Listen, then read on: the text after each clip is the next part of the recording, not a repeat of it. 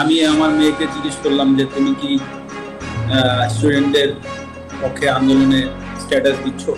তো আমাকে বললো হ্যাঁ আমি দিচ্ছি, তোমার কোনো প্রবলেম আছে কিনা। ক্রিকেট অন্তত বাংলাদেশিদের জন্য শব্দটা অত্যন্ত আবেগের। আর আবেগ থাকবেই না কেন?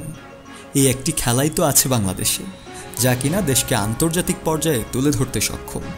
কিন্তু সম্প্রতি দেশে ঘটে যাওয়া বৈষম্য বিরোধী ছাত্র আন্দোলনের পর সবকিছুই যেন কেমন ঘোলাটে লাগছে। ক্রিকেটারদের নানা আচরণ, বোর্ডের জনমত বিরোধী সিদ্ধান্ত, এমনকি কর্তৃপক্ষের অনেক ব্যক্তিদের প্রতিও বেড়েছে মানুষের ক্ষোভ। তবে বিশেষ করে এই আন্দোলনে সব শ্রেণী পেশার মানুষের ঢল নামলেও ক্রিকেটার সমাজের উপস্থিতি ছিল চোখে না পড়ার মতোই। ফলে আন্দোলন সফল হওয়ার পরপরই ছাত্র জনতাও তাদের মুখোমুখি করেছে প্রশ্নের।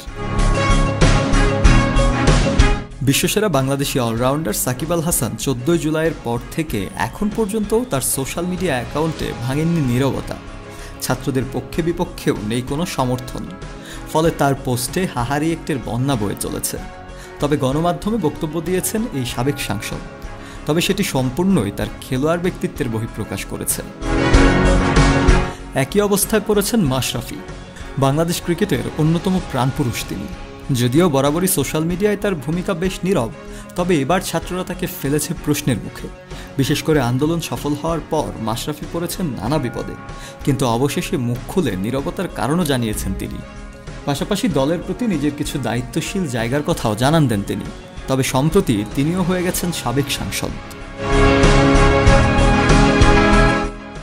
পাশাপাশি তাসকিন ও সৌম্য সরকার ছাত্রদের কল্যাণ কামনা করেছিলেন ফেসবুক পোস্টের মাধ্যমে। ভালোবাসাও পেয়েছেন জনতার।